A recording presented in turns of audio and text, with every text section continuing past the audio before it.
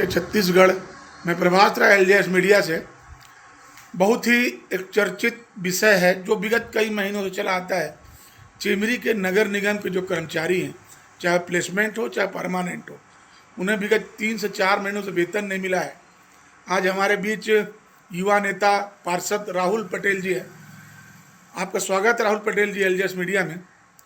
राहुल पटेल जी, ये बताइए कि 3-3 महीनों से वेतन न मिलना उन कर्मचारियों की दिशा दशा कैसे, उनका घर कैसे चलता हो, जरा ये बताइए। देखिए, नगर पालिक निगम चिरमिरी के जो हमारे कर्मठ और जुझारू कर्मचारी हैं, 224 संविदा कर 224 प्लेसमेंट कर्मचारी, 70 जो नियमित कर्मचारी जो लगातार चिरमिरी की देख रेख कर रहे हैं, यहाँ के लोगों की सेवा कर रहे हैं, उनको पिछले 3 महीने से वेतन नहीं मिला है।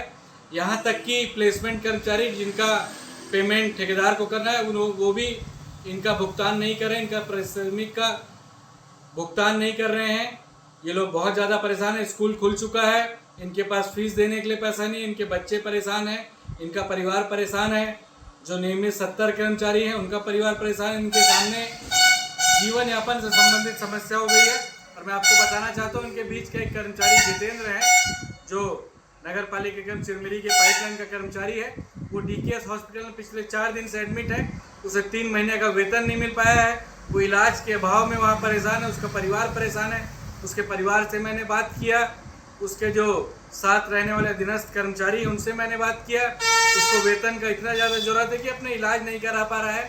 तो माननीय मंत्री जी, माननीय महापौर जी और निगम के कमिश्नर सर, इंजीनियर सर और ई साहब से मैं आग्रह करना चाहता हूँ कि कृपया कम से कम जितेंद्र भैया के पेमेंट का भुगतान यथाशीघ्र करा दें, जिससे अपने इलाज को करवा सकें।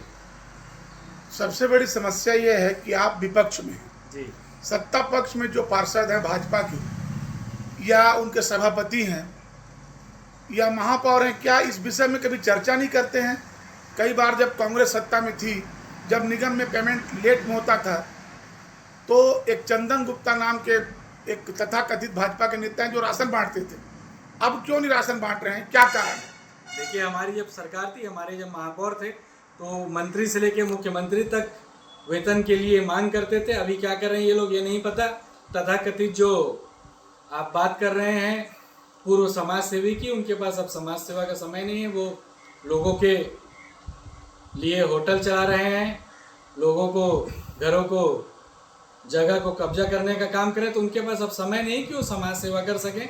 हमारे कांग्रेस के लोग अभी समिति बनाकर और एक सब जाकर आज हम उनसे मिलने की भी कोशिश करेंगे कमिश्नर साहब से, और प्रयास करेंगे कि कम से कम जितेंद्र भैया का वेतन मिल जाए, सारे कर्मचारियों का वेतन मिल जाए, साथ ही साथ जो प्लेसमेंट कर्मचारी उनका वेतन मिल जाए, साथ ही साथ 70 जो नियमित कर्मचारी उन सभी को वेतन मिले, जिससे कि उनका घर परिवार खुशहाली से रह सके। वेतन न मिलने के कारण मैंने पता किया तो कमिश्नर ने कहा कि वसूली नहीं होती है। क्या किसी कंडिका में ऐसा लिखा हुआ है कि कर्मचारी जब काम करने ड्यूटी में उतरता है तो क्या कोई नियम फॉलो करना है? देखिए, जो भी जानकारी है एलजेएस मीडिया को, जो बड़े लोग हैं, जो रसूखदार हैं, जो सत्ता पक्ष के लोग हैं, उनका लाखों रुपए का टैक्स बाकी है। वो टैक्स क्यों नहीं जमा करते? निगम उनसे टैक्स वसूली क्यों नहीं कर पाती है? देखिए, जो टैक्स से वसूली कर पेमेंट की बात है, तो ऐसा तो कहीं नहीं है कि टैक्स वसूली करके ही निगम पेमेंट देगा। इससे पहले भी बिना टैक्स वसूली करके निगम पेमेंट करता था। लेकिन जिनका भी टैक्स बकाया, मैं सारे लोगों से आपके चैनल के माध्यम से आग्रह करना चाहूँगा, जिनका भी टैक्स बकाया है, कृपया वो सही समय पर टैक्स का भुगतान करें, जिससे कि लोगों के वेतन के साथ साथ चिरमिरी के लोगों को सुविधा मिल सके। आप 11 पार्षद हैं विपक्ष में जी। अब इस पेमेंट, ये वेतन को लेकर आपकी अगली रणनीति क्या होगी?